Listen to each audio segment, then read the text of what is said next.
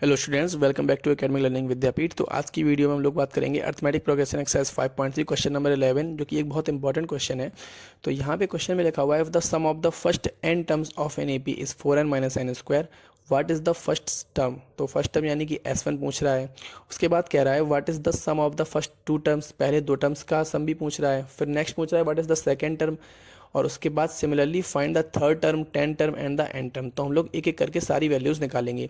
सबसे पहले यहाँ पे क्वेश्चन में जो वैल्यू दी थी वो हम लोग लिख लेंगे। तो sum of the first N terms की value 4n minus N square दी थी, यानी कि Sn equal to 4n minus N square हो गया। अब क्वेश्चन में कह रहा है what is the first term, जो फर्स्ट टर्म पूछ रहा है यानी कि S1 की वैल्यू पूछ रहा है, और यहाँ पे Sn की वैल्यू दी थी। तो यहाँ पे जब n था तो यहाँ पे भी n था। अब यहाँ पे S1 हो गया, जब n की वैल्यू इसका मतलब हो गया 1 हो गई। जब यहाँ पे n की वैल्यू 1 हो गई तो यहाँ पे भी हम लोग n की वैल्यू 1 लिखेंगे।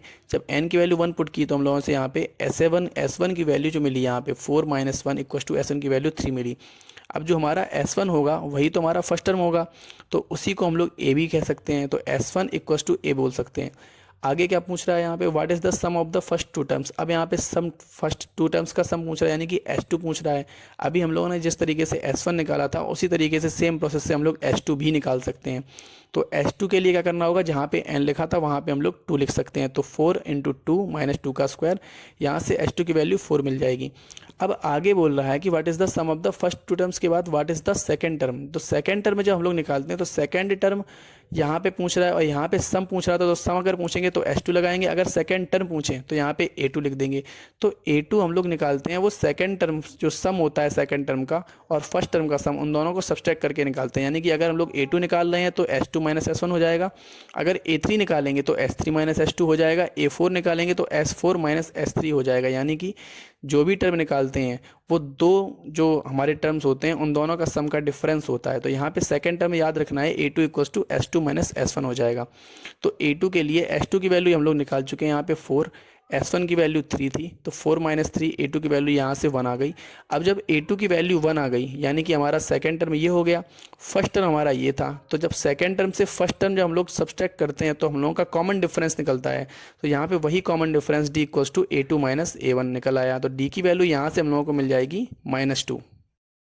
अब D की वैल्यू -2 हम लोगों को मिल चुकी है। उसके बाद यहाँ पे क्वेश्चन में पूछ रहा है कि थर्ड टर्म क्या होगा। तो थर्ड टर्म को A3 बोलेंगे। जैसा मैंने आपको पहले ही बताया कि A3 अगर निकालना है तो हम लोग S3 माइनस S2 करेंगे, यानी कि सम सब्सट्रैक्ट करेंगे। जहाँ पे जो चीज़ लिखी हो वही यहाँ पे S3 माइनस S2 हो जाएगा। तो A3 के लिए S3 कैसे निकालेंगे, S3 हमारा जो हम लोगों का मेन इक्वेशन दिया गया है Sn वाला, उसमें n की जगह 3 रख देंगे। तो यहाँ पे n की जगह 3 रख दिया तो वहाँ से S3 निकल आया और S2 पीछे निकाल ही चुके हैं। तो A3 इक्वल टू कितना आया हमारा -1।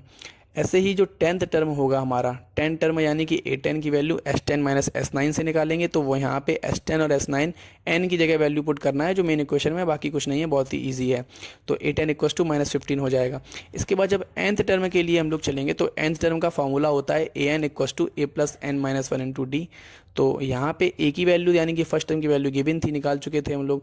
n की वैल्यू पता नहीं है, D की वैल्यू हम लोग निकाल चुके हैं, पीछे -2 आई है। तो यहाँ पे A और D की वैल्यू पुट करने के बाद 3A हो गया, -2 जब इसे मल्टीप्लाई करेंगे तो -2n और माइनस माइनस +2 हो जाएगा। इसके बाद an की वैल्यू 3 माइनस 2n प्लस 2, यानी कि an की वैल्यू यहाँ से जो निकलेगा nth टर्म वो हमारा 5 माइनस 2n निकलेगा। तो आशा करता हूँ कि आप सभी लोगों को ये क्वेश्चन अच्छा लगा होगा। अगर आप लोगों को ये क्वेश्चन अच्छा लगा है तो नीचे कमेंट सेक्शन में मुझे बताएं, और अगर आपको और कोई भी क्वेश्चन इस एक्सरसाइज से रिलेटेड पूछना है तो आप लोग नीचे कमेंट सेक्शन में मुझे पूछ सकते हैं। Till then take care and good bye.